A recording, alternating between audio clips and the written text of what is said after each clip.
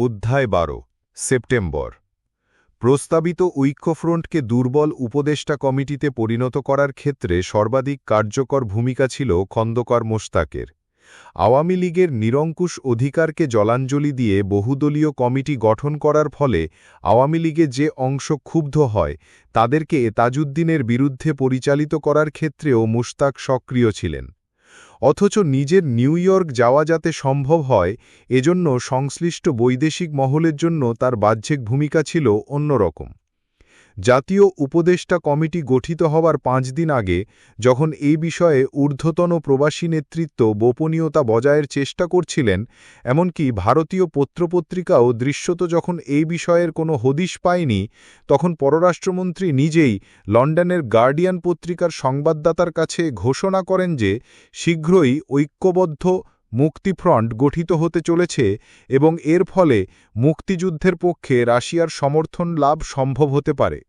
৫ই সেপ্টেম্বরে পররাষ্ট্র সচিব মাহবুব আলম চাষীকে তিনি দিল্লি পাঠান মুখ্যত তার প্রত্যাশিত বিদেশ ভ্রমণ সম্পর্কে ভারতের সহায়তা লাভের উদ্দেশ্যে। পরবর্তীকালে প্রকাশিত এক তথ্য অনুসারে যেদিন গার্ডিয়ান পত্রিকায় রাশিয়ার সমর্থনের সম্ভাবনা সম্পর্কে মোশতাকের আশাবাদ প্রকাশিত হয়, ঠিক সেদিনই অর্থাৎ ৪ সেপ্টেম্বর ইসলামাবাদে নিযুক্ত মার্কিন রাষ্ট্রদূত জোসেফ ফারল্যান্ড প্রেসিডেন্ট ইয়াহিয়াকে প্রস্তাব করেন কলকাতায় বাংলাদেশ পররাষ্ট্রমন্ত্রীকে তারা জানিয়ে রাখতে চান যে ইয়াহিয়া মোশতাকের সঙ্গে গোপনে আলোচনা শুরু করতে সম্মত হয়েছেন। ফারল্যান্ডের এই প্রস্তাবে ইয়াহিয়া রাজি হন। কিসিঞ্জারের স্মৃতিকথা প্রকাশের আগে অবধি এই ঘটনার কথা অবিদিত থাকলেও এই ধরনের কর্মকাণ্ড যে ভিতরে ভিতরে চলছিল তা সেই সময়ের আর একটি সূত্র থেকে প্রকাশ পায়। ১৯৬০ সালে কঙ্গোতে পাশ্চাত্য রাজনৈতিক ও অর্থনৈতিক স্বার্থ সংরক্ষণের জন্য মার্কিন যুক্তরাষ্ট্র জাতিসংঘ পর্যবেক্ষক বাহিনীর আবরণকে যেভাবে ব্যবহার করেছিল, ১৯৭১ সালের জুলাই-অগাস্টে অধিকৃত এলাকায় জাতিসংঘের ত্রাণ ও পুনর্বাসন সহায়তা কর্মসূচি অনেকটা তেমনিভাবে ব্যবহার করতে এবং সে উদ্দেশ্যে ইউএসএআইডিকে উত্তরোত্তর মুখ্য ভূমিকা গ্রহণ করতে দেখা যায়। কাজেই আগস্টের শেষ দিকে এই বিষয়ে মুক্তিযোদ্ধাদের যথোচিত ব্যবস্থা গ্রহণের নির্দেশ প্রদান করা হয়। ৫ই সেপ্টেম্বরের বেতার ভাষণে তাজউদ্দিন স্পষ্ট সতর্কবাণী উচ্চারণ করে বলেন, বাংলাদেশের মানুষের জন্য বিশ্বের বিভিন্ন দেশ যে সাহায্য দিয়েছে, পাকিস্তানের মাধ্যমে তা দখলকৃত এলাকায় বিলি করার ব্যবস্থা সঙ্গত মনে করেছে জাতিসংঘ। বিগত ঘূর্ণিঝড়ের পরে রিলিফের জন্য যেসব হেলিকপ্টার, জলযান এবং অন্যান্য যানবাহন এসেছিল, বাংলাদেশের মানুষের বিরুদ্ধেই পাকিস্তান সরকার নির্বিকার চিত্তে সেসব ব্যবহার করেছে। দুর্গত মানুষের জন্য নির্দিষ্ট বহু সামগ্রী দখলদার সৈন্যের প্রয়োজনে ব্যবহৃত হচ্ছে। জাতিসংঘের সেবাদলে এখন একদল যোগাযোগ বিশেষজ্ঞ এসেছেন উন্নত ধরনের যন্ত্রপাতি নিয়ে। এতে পাকিস্তান সৈন্যবাহিনীর রণকৌশলে সাহায্য হবে তাতে সন্দেহ নেই। এই অবস্থায় ত্রাণ কার্যের মানবতাবাদী উদ্দেশ্য বিপর্যস্ত হবার ঘোরতর আশঙ্কা রয়েছে। জাতিসংঘের সেক্রেটারি জেনারেল যদি পৃথিবীর এই অংশে বিশ্ব প্রতিষ্ঠানের মর্যাদা অক্ষুণ্ণ রাখতে চান, তাহলে তাকে এমন ব্যবস্থা নিতে হবে যাতে ত্রাণ কার্যের নামে নিষ্ঠুর প্রহসন অনুষ্ঠিত না হয়। এই বেতার ভাষণের প্রায় সঙ্গে সঙ্গেই ওয়াশিংটনে মার্কিন পররাষ্ট্র দপ্তরের under secretary John Irwin, deputy assistant secretary Van Hollen এবং ইউএসএআইডির মরিস উইলিয়ামস ভারতের রাষ্ট্রদূত এল.কে. ঝার কাছে বাংলাদেশের অধিকৃত এলাকায় ত্রাণ সহায়তার কাজে নিযুক্ত অফিসারদের নিরাপত্তা বিধানের অনুরোধ করেন। উত্তরে ঝা বলেন, যেহেতু ওই এলাকার উপর ভারতের কোনো নিয়ন্ত্রণ নেই, সেহেতু ত্রাণকার্যে নিযুক্ত লোকজনদের নিরাপত্তা নিশ্চিত করার জন্য জাতিসংঘ ও যুক্তরাষ্ট্রের উচিত বাংলাদেশ কর্তৃপক্ষের সঙ্গে এ বিষয়ে সরাসরি আলাপ আলোচনা করা। জন আরউইন তখন জানান, কলকাতায় যুক্তরাষ্ট্রের কনসুলেট সদস্যরা ইতিমধ্যেই বাংলাদেশ প্রতিনিধি দলের সঙ্গে যোগাযোগ প্রতিষ্ঠা করছেন এবং তারা বাংলাদেশ প্রতিনিধি ও পাকিস্তানি কর্তৃপক্ষের মধ্যে আলাপ আলোচনার সম্ভাবনা অন্বেষণ করে দেখছেন।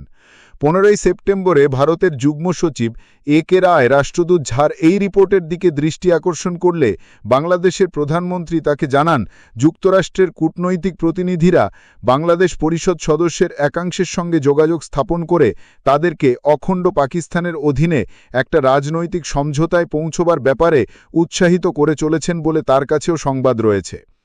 20 সেপ্টেম্বরে বাংলাদেশের অস্থায়ী প্রেসিডেন্ট এ.কে রায়কে জানান, তার জানা মতে দুজন জাতীয় পরিষদ সদস্য মার্কিন কনসুলেট জেনারেলের অফিসারদের সঙ্গে দেখা করেছেন। দুদিন আগে অর্থাৎ 18 সেপ্টেম্বরে বাংলাদেশ পররাষ্ট্র সচিব মাহবুব আলম চাষিকে প্রেরিত এক সংক্ষিপ্ত নোটে রায় জানান, কলকাতায় মার্কিন কনসুলেট জেনারেলের অফিস অধিকৃত এলাকায় আন্তর্জাতিক ত্রাণকর্মীদের নিরাপত্তা ও সংশ্লিষ্ট বিষয়ে বাংলাদেশ সরকারের সঙ্গে যোগাযোগ করেছেন বলে ভারত সরকার অবগত হয়েছেন এবং তাদের মতে এ সংক্রান্ত তথ্যাদির বিনিময় সম্ভব হলে ভারত ও বাংলাদেশ কর্তৃপক্ষের সমন্বিত ভূমিকা ফলপ্রসূ হতো। 22 সেপ্টেম্বরে লিখিত সংক্ষিপ্ততর জবাবে চাষি জানান, কোনো ব্যাপারেই মার্কিন প্রতিনিধিদের সঙ্গে বাংলাদেশ কর্তৃপক্ষের কখনোই যোগাযোগ হয়নি। এই উত্তর পাঠাবার আগে বাংলাদেশ পররাষ্ট্র দপ্তরের মন্ত্রী, সচিব বা অন্য কেউই অন্তত প্রধানমন্ত্রীর কাছে এ বিষয়ে কোনো পরামর্শ চাননি। এমনকি এখন নাজুক বিষয়ে আশ্রয়দাতা সরকারের সঙ্গে নোট বিনিময় চলছে তার উল্লেখও করেননি। আন্ডার সেক্রেটারি জন আরউইন পরিবেশিত তথ্যের পটভূমিতে মাহবুব আলমের এই প্রাঞ্জল অস্বীকৃতি ভারতের কেবল সন্দেহ বৃদ্ধিতেই সহায়ক হয়। ফলে তাদের গতিবিধি, যোগাযোগ ইত্যাদি ভারতীয় পর্যবেক্ষণের অধীন হয় এবং অচিরেই প্রতিষ্ঠিত হয় খন্দকার মোশতাক, মাহবুব আলম এবং তার আরও ৩-৪ জন সহযোগী মার্কিন প্রতিনিধিদের সঙ্গে অত্যন্ত গোপনীয়তার সঙ্গে নিয়মিত সংযোগ রক্ষা করে চলেছেন। খন্দকার মুশতাকের রাজনৈতিক দৃষ্টিভঙ্গি, তার শক্তি সামর্থ্যের আন্তর্জাতিক প্রেরণা, বিকশিত স্বাধীনতার প্রতি তার আনুগত্যের মান প্রভৃতি বিষয় অজ্ঞাত ছিল না। কিন্তু কোনো বিশেষ রাজনৈতিক পরিকল্পনা অথবা কোনো নির্দিষ্ট কর্মসূচি বাস্তবায়নের জন্য তার এই আমেরিকা যাওয়ার ব্যগ্রতা তা প্রথম দিকে অস্পষ্ট ছিল। কেননা আমেরিকায় পৌঁছে তিনি যদি পাকিস্তানের পক্ষে তার আনুগত্য পরিবর্তন করতেন, তবে কিছু সময়ের জন্য আন্তর্জাতিক প্রচার মাধ্যমগুলির মনোযোগ আকর্ষণ করলেও অচিরেই তিনি যে ক্ষমতাহীন ব্যক্তি হিসাবে পরিত্যক্ত হতেন তা উপলব্ধি করার বুদ্ধিমত্তা তার ছিল। এমনকি আমেরিকা পৌঁছানোর পর অবিভক্ত পাকিস্তানের অধীনে স্বায়ত্তশাসনের কোনো আপোষ ফর্মুলা নিয়ে তিনি যদি কোনো নতুন ফ্রন্টও খুলতেন, তবু স্বাধীনতা আন্দোলনের যে তাতে সমূহ ক্ষতি হতো এমন নয়। অবশ্য সর্বজন গ্রাহ্য কোনো রাজনৈতিক ব্যক্তি অথবা বিরাট ভাবাবেগ সঞ্চারী নতুন কোনো ইস্যুকে এই আপোষ প্রস্তাবের সমর্থনে হাজির করা হলে তার ফলাফল কি দাঁড়াত বলা মুশকিল ছিল। এই শেষোক্ত আশঙ্কা থেকে সেপ্টেম্বরে খন্দকার মুশতাক যখন আওয়ামী লীগের কোনো মহলে হয় স্বাধীনতা নয় শেখ মুজিবের মুক্তি, কিন্তু দুটোই একসাথে অর্জন করা সম্ভব নয় বলে প্রচারণা শুরু করেন, তখন তার আমেরিকা সফরের একটি নতুন অর্থ খুঁজে পাওয়া সম্ভব হয়। ভারতে আসার পর থেকে জুলাই এবং সম্ভবত আগস্ট অবধি কোনো সময়েই স্বাধীনতার বিকল্প হিসাবে শেখ মুজিবের মুক্তির প্রস্তাব খন্দকার মুশতাক বা অন্য কারো কাছ থেকে পাওয়া যায়নি। আগস্ট সেপ্টেম্বরে মার্কিন প্রতিনিধিদের সাথে গোপন যোগাযোগের সময় মুশতাক স্বাধীনতা অথবা শেখ মুজিব এই নতুন প্রচারে অবতীর্ণ হওয়ায় তার প্রস্তাবিত আমেরিকা সফর এক নিগূঢ় সম্ভাবনায় তাৎপর্যময় হয়ে ওঠে। প্রায় 4 সপ্তাহ মুলতবি থাকার পর 7 সেপ্টেম্বর লায়ালপুরে এক গোপন সামরিক আদালতে শেখ মুজিবের বিচার পুনরায় শুরু হয়।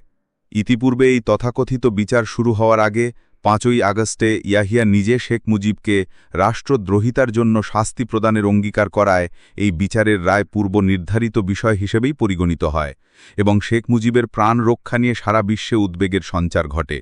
আওয়ামী লীগের সকল স্তরে এই প্রশ্ন ছিল নিদারুণ উৎকণ্ঠা ও ভাবাবেগের ইস্যু। কাজেই স্বাধীনতা না বঙ্গবন্ধুর প্রাণ রক্ষা, এই সুচতুর প্রচারণার মাধ্যমে স্বাধীনতার প্রতি আওয়ামী লীগের সমর্থনকে নতুন দ্বিধাদ্বন্দ্বের মুখে হাজির করে স্বায়ত্তশাসন ভিত্তিক আপোষ ফর্মুলাকে শেখ মুজিবের মুক্তির সঙ্গে জড়িত করে স্বাধীনতার বিরুদ্ধে এক নতুন রাজনৈতিক পরিস্থিতি সৃষ্টির উদ্দেশ্যেই যদি মার্কিন কর্তৃপক্ষ মোশতাককে আমেরিকা নিয়ে যাওয়ার পরিকল্পনা করে থাকে, তবে বিস্মিত হবার কিছু ছিল না। তাজউদ্দিন নিজেও আগস্টের প্রথমার্ধে, বিশেষত 10 আগস্টে জাতিসংঘের মহাসচিব হান্টের উৎকণ্ঠিত বিবৃতির পর শেখ মুজিবের জীবনের নিরাপত্তা নিয়ে সবিশেষ উদ্বিগ্ন হয়ে ওঠেন। কিন্তু প্রকৃত ক্ষেত্রে ভারত সোভিয়েত মৈত্রী চুক্তি স্বাক্ষরের পর থেকে মার্কিন সরকার পাকিস্তানের অখণ্ডতা বজায় রাখার জন্য যেভাবে ব্যস্ত হয়ে পড়েন এবং সমগ্র ঘটনাধারা নিয়ন্ত্রণে যেভাবে তাদের ভূমিকার সম্প্রসারণ ঘটতে থাকে, তার পরোক্ষ ফলশ্রুত পাকিস্তানিদের সম্ভাব্য প্রতিহিংসা হত্যার আশঙ্কা হ্রাস পায়। শেখ মুজিবের জীবনের নিরাপত্তা উন্নত করার উপযোগী একটি কার্যকর নীতি অনুসন্ধানকালে আমরা লক্ষ্য করি এই প্রশ্নে জনমত জোরদারের প্রচেষ্টার পাশাপাশি মুক্তিযোদ্ধাদের তৎপরতা বৃদ্ধিই অধিকতর কার্যকর পন্থা। কেননা মুক্তিযুদ্ধের তীব্রতা বৃদ্ধির ফলে প্রবাসী নেতৃত্বের বিরুদ্ধেই প্রতিপক্ষের আক্রোশ কেন্দ্রীভূত হওয়া স্বাভাবিক। অন্তত আমেরিকানদের চোখে শেখ মুজিব ক্রমশই অধিকতর মধ্যপন্থী হিসাবে পরিগণিত হতে উঠতে পারেন, এমনকি কোনো এক পর্যায়ে উদ্ভূত সংকট নিরসনে তাকে আমেরিকা একটি সংযোগ সূত্র বা লিঙ্কেজ হিসাবে বিবেচনা করতে আজ্ঞাহান্বিত হতে পারে। শেখ মুজিবের জীবনের নিরাপত্তা বৃদ্ধির নামে মুক্তিযুদ্ধের বিপক্ষে মোশতাকের যুক্তি কার্যত সম্পূর্ণ বিপরীত ফল উৎপাদন করতে পারে বলে আমাদের আশঙ্কা জন্মে। খন্দকার মোশতাক ছাড়াও বিপদের আশঙ্কা দেখা দেয় ওই সময় আরও কয়েকটি দিক থেকে।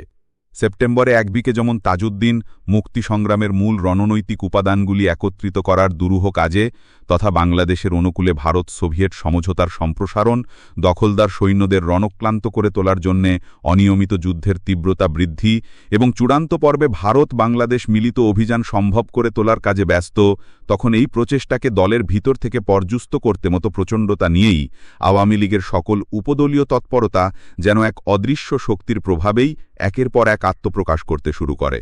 খন্দকার মোশতাক এবং শেখ মনির মুজিব বাহিনী ছাড়াও ৯ নম্বর আঞ্চলিক প্রশাসনিক এলাকার অর্থাৎ খুলনা, বরিশাল, পটুয়াখালী এবং অংশত ফরিদপুরের ৪০ জন জাতীয় ও প্রাদেশিক পরিষদ সদস্য প্রধানমন্ত্রীর বিরুদ্ধে অনাস্থা ঘোষণা করেন। এই গ্রুপের নেতৃত্ব ছিলেন শেখ মনির নিকটাত্মীয় আব্দুর রব সেরনিয়াবাদ এবং শেখ আব্দুল আজিজ।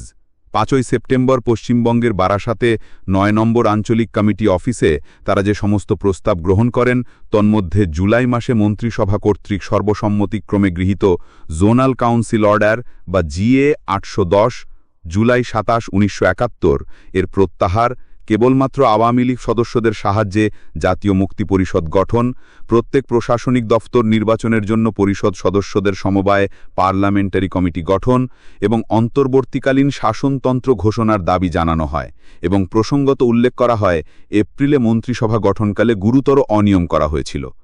জোনাল প্রশাসনিক কাউন্সিল ছিল স্বাধীন সরকারের নির্মীয়মান প্রশাসনের অন্যতম মূল কাঠামো, কাজেই একে ভেঙে ফেলার চেষ্টা কেবল অরাজকতা বৃদ্ধিতেই সহায়ক হতো।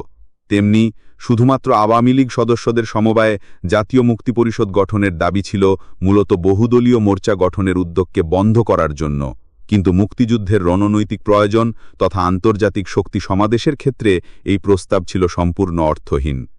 তথাপি এসব দাবির ভিত্তিতে ১১ই সেপ্টেম্বর জাতীয় পরিষদ সদস্য এনায়েত হোসেন খানের সভাপতিত্বে অনুষ্ঠিত উপরোক্ত গ্রুপের মুলতবি সভায় তাজউদ্দিনকে প্রধানমন্ত্রী ও দলের সাধারণ সম্পাদকের পদ থেকে অবিলম্বে পদত্যাগে বাধ্য করার জন্য আওয়ামী লীগ হাইকমান্ডকে আহ্বান করা হয়। অপর এক প্রস্তাব অনুসারে এই গ্রুপ অন্যান্য আঞ্চলিক কমিটিকে এই অনাস্থা প্রস্তাবের পিছনে সংঘবদ্ধ করার জন্য প্রচারণা চালানোর সিদ্ধান্ত গ্রহণ করে। অক্টোবরে যখন তাদের সার্কুলার প্রচারিত হয় তখন মোশতাক গ্রুপের সাথে তাদের লক্ষ্য ও বক্তব্যের অভিন্নতা স্পষ্টতর হয়। অবশ্য তার পূর্বেই তাদের মেলামেশা ও কাজকর্ম থেকে প্রতীয়মান হয় যে খন্দকার মোশতাক এবং শেখ মনির উভয়ের স্বার্থই এই গ্রুপে প্রায় সমভাবে বিরাজমান।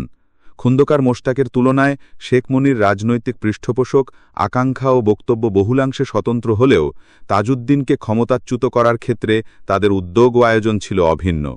আশ্রয়দাতা রাষ্ট্রের শক্তিশালী নিরাপত্তা সংস্থার সর্ববিধ পৃষ্ঠপোষকতা ছাড়াও বিপুল সংখ্যক অনুগত সশস্ত্র তরুণের অধিনায়ক হিসাবে শেখ মনি ছিলেন তুলনামূলকভাবে প্রকৃত ক্ষমতার অধিকারী এবং সেই অর্থে সর্ববৃহৎ উপদলীয় বিপদের উৎস।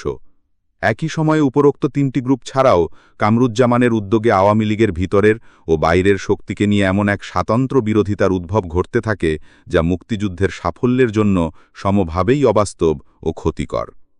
সমস্ত অসম্পূর্ণতা থাকলেও আওয়ামী লীগ ছিল স্বাধীনতা সংগ্রামের প্রধান রাজনৈতিক যন্ত্র, কাজেই সেই যন্ত্রকে বিভক্ত ও নিষ্ক্রিয় করে স্বাধীনতা সংগ্রামের সমূহ ক্ষতি সাধনের জন্য পাকিস্তানের প্রবল ক্ষমতাশালী পৃষ্ঠপোষকের পক্ষে এক অন্তর্ঘাতমূলক সৃষ্টি করার চেষ্টা করা অস্বাভাবিক ছিল না। কিন্তু তখনকার দ্রুত পরিবর্তনশীল ঘটনা ও চরিত্র সমাবেশের মাঝে নানা ধরনের স্বার্থ ও সম্পর্কের ভাঙা গড়ার ফলে এই সমস্ত উপদলীয় ধারার সঠিক শ্রেণীকরণ সর্বদা সম্ভব হতো না। তথাপি একথা বুঝে উঠতে কষ্ট হয়নি যে প্রবল ক্ষমতা সম্পন্ন বহিঃশক্তি পাকিস্তানের স্বার্থ বজায় রাখার জন্য সর্বোপাল তৎপর এবং যারা অন্তত একটি উপদলের সাহায্যে আওয়ামী লীগের একাংশকে স্বাধীনতার লক্ষ্য থেকে দূরে নিয়ে যাওয়ার জন্য সচেষ্ট, সেই শক্তি আওয়ামী লীগকে বিভক্ত ও নিষ্ক্রিয় করার সমূহ উপায় অবলম্বন করতে পারে। আওয়ামী লীগের উপদলীয় সংঘাতের প্রতিক্রিয়া মুক্তিযোদ্ধাদের ওপর কী দাঁড়াবে এবং ফলত দেশের অভ্যন্তরে পাকিস্তানি বাহিনীর অবস্থানকে দুর্বল করে দ্রুত সামরিক বিজয়ের ক্ষেত্র প্রস্তুত করার লক্ষ্য কতদূর ব্যাহত হবে, এই প্রশ্নই তখন মুখ্য হয়ে ওঠে। ঠিক এই আশঙ্কার পটভূমিতে স্বাধীনতা যুদ্ধকে এগিয়ে নিয়ে যাওয়ার জন্য আপৎকালীন শক্তি হিসাবে ন্যাপ সিপিবি ইউনিয়ন থেকে মুক্তিযোদ্ধা রিক্রুট করার একটা প্রস্তাবকে তাজউদ্দিন দ্রুত সিদ্ধান্তে পরিণত করেন। এইসব সংগঠনের কর্মীদের মুক্তিযুদ্ধে নিয়োগ করার ব্যাপারে তার নীতিগত সম্মতি বরাবরই ছিল, কিন্তু আওয়ামী লীগের অবশিষ্ট নেতৃত্বের সম্মিলিত আপত্তির দরুন জাতীয় উপদেষ্টা কমিটি গঠনের পরেও এই সিদ্ধান্ত গ্রহণ করা সম্ভব হতো কিনা বলা মুশকিল। ইতিপূর্বে মুক্তিযুদ্ধে অংশগ্রহণের জন্য ন্যাপ ও সিপিবির পক্ষ থেকে বাংলাদেশ সরকারের কাছে বিস্তর দরদরবার করা হয়। এ ব্যাপারে ভারত সরকারের কাছে সিপিআই-এর প্রভাবশালী লবি, বিশেষ করে ভারত সোভিয়েত মৈত্রী চুক্তি স্বাক্ষরের পর ন্যাপ সিপিবির কর্মীদের মুক্তিযোদ্ধা হিসেবে রিক্রুট ও ট্রেনিং দানের জন্য বাংলাদেশ সরকারের সম্মতির অপেক্ষায় ছিলেন। অন্যদিকে আগস্টে মুজিব বাহিনীর ক্রমবর্ধমান দৌরাত্ম্য প্রতিবিধানের জন্য ভারতীয় প্রশাসনিক কর্তৃপক্ষের সহযোগিতা কামনা করে তাজউদ্দিন যখন ব্যর্থ হয়েছিলেন, তারপর থেকেই মুক্তিযোদ্ধাদের মধ্যে রাজনৈতিক ভারসাম্য সৃষ্টির জন্য বামপন্থী কর্মীদের অন্তর্ভুক্ত করার এক প্রস্তাব তিনি সক্রিয়ভাবে বিবেচনা করছিলেন। সেপ্টেম্বরে আওয়ামী লীগের উপদলীয় সংঘাতের সঙ্গে মার্কিন ইন্ধন যুক্ত হওয়ায় মুক্তিযুদ্ধ যখন ভিতর থেকে বিপন্ন হয়ে পড়ার উপক্রম হয়, তখন উপরোক্ত প্রস্তাবকে তাজউদ্দিন সিদ্ধান্তে পরিণত করতে আর বিলম্ব করেননি। দলের মহিভক্ত সংখ্যাগরিষ্ঠের কাছে অপ্রিয় এই সিদ্ধান্ত গ্রহণ করার গুরুতর পরিণাম কী দাঁড়াতে পারে, তাজউদ্দিন সে সম্পর্কে পূর্ণরূপেই সচেতন ছিলেন।